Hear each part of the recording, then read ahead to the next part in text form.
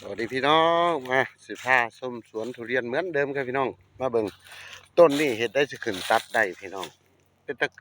คิดอุกคิดอ่างน้ำแท้นี่พี่น้องเบิ่งไงโอ้ยพี่น้องเลยเบิ่งไงดอกฮะเห็ดได้จะขึ้นตัดได้ขึ้นตัดได้พี่น้องเบิ่งไงดูดอกเขาโอ้ทุกกิ่งทุกงาเลยเด้อพี่น้องเลยนี่เบิ่งไงเบิ่งไงพี่น้องเบิ่งนี่กระโพดเลยนี่เบิ่งไหนเฮ็ดได้สิขึ้นตัดได้นี่เบิ่งไหนนี่โอ้ยมาเบิ่งทางนี้ต้นนี้ก็บ่ได้แตกต่างกันดอกพี่น้องเอ้ยเห็นบ่นี่นี่ประมาณ60เซน70เซนนี่แหละพี่น้องเอ้ยก็ถึงดอกถึงหญ้าไปแล้ว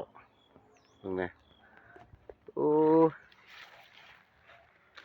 เห็นบ่เห็นบ่นี่พี่น้องเดี๋ยวผมสิมาสรุปให้สิมาเฉลยให้เป็นหยังต้นคือต่ำคือเตี้ย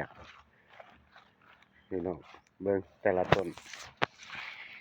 เดี๋ยวผมสิมาเฉลยให้เด้อพี่น้องเด้อว่าเป็นเพราะเหตุใดมันคือ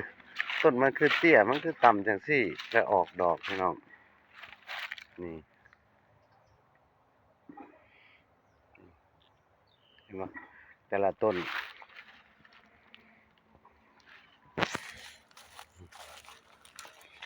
บ่ได้สูงเด้อพี่น้องเอ้ยนี่50เซน50เซนก็ถึงมีกิ่งมีหญ้ามีดอกแล้วพี่น้องเห็นบ่นี่ดอกกำลังออกนี่ก็ได้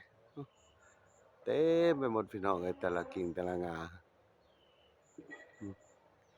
ทุกต้นเลยเด้อพี่น้องเอ้ยบ่ได้เข้าไปทางใน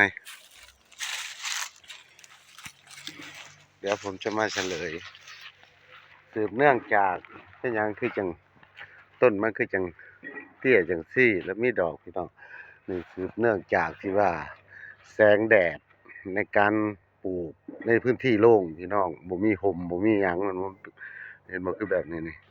นี่ต้นเขาก็สิมีกิ่งมีงาตั้งแต่นี่ตั้งแต่เริ่มปีแรกเลยพี่น้องเห็นบ่มันสิเป็นทรงพุ่มที่ดีแสงแดดมัน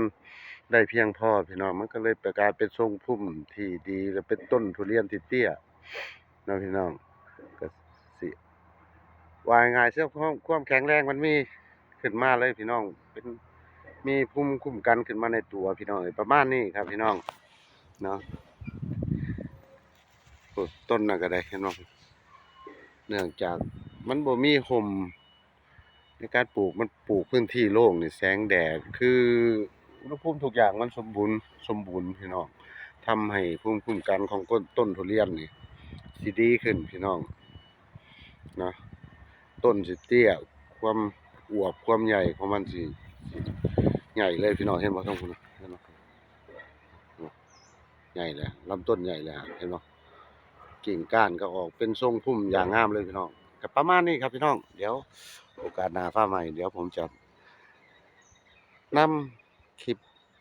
ออกมาให้พี่น้องได้ชมกันเรื่อยๆเด้อพี่น้องฝากกดไลค์กดติดตามให้หน่อยเด้อครับพี่น้องขอบคุณครับ